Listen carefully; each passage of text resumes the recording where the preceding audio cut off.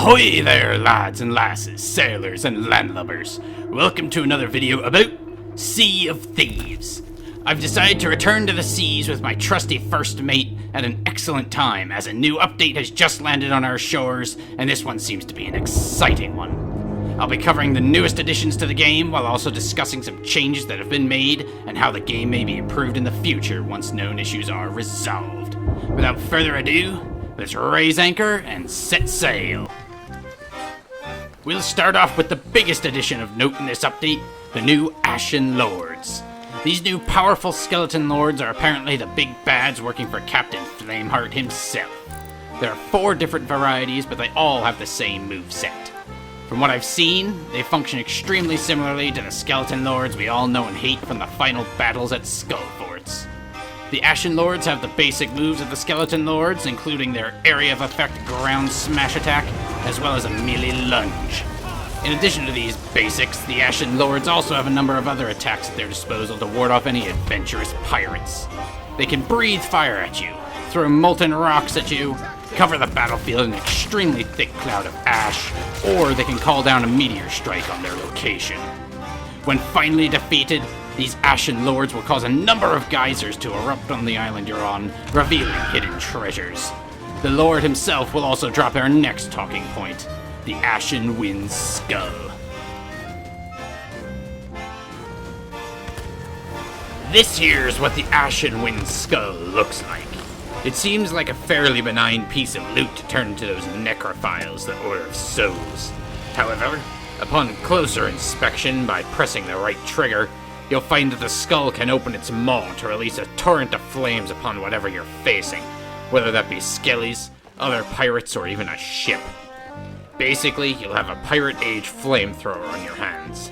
Be aware, however, this flame is not eternal, and as a flame is ejected from the skull, its value to the Order of Souls diminishes.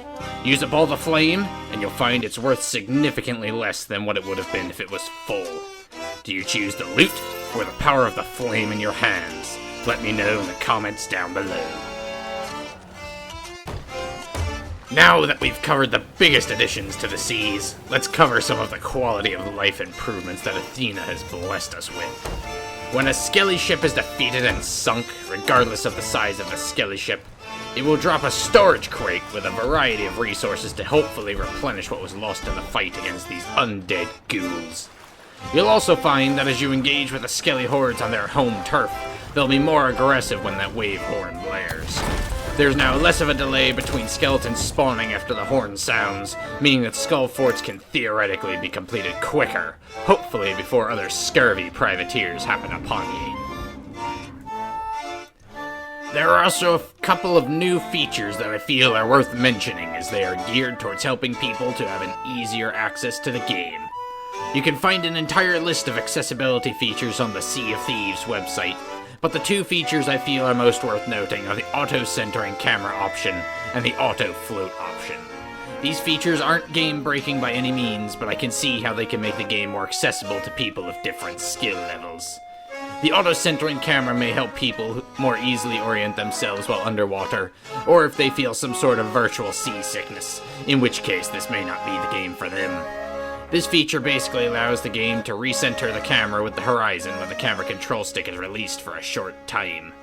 The other feature, the auto-float option, is good for people who may have a fear of the deep. Again, maybe play a different game. But it can also help people who may be disoriented underwater and simply want to reach the surface as easily as possible. Simply release the movement stick and you shall resurface automatically. Be aware, however, this function completely removes the ability to dive below the surface, so you won't be sneaking in the water or diving for sunken ship treasure. Lastly, there are 3 notable issues that Rare is aware of that they're attempting to fix, but I felt should be mentioned anyway. They are aware of certain instances of lag spikes and latency issues. Players will probably notice this since the update just released, so the seas are bound to be full of excited new privateers. While I haven't personally experienced this issue, some people are reporting shots and swipes dusting off of opponents, so Rare is looking to address the hit detection while engaged in frantic combat.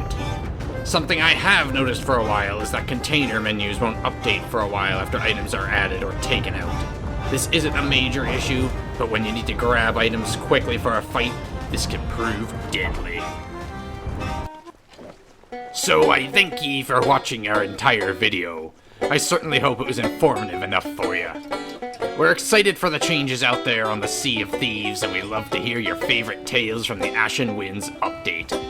Let us know down below if you've got any questions or if you simply want to share your tales of adventure.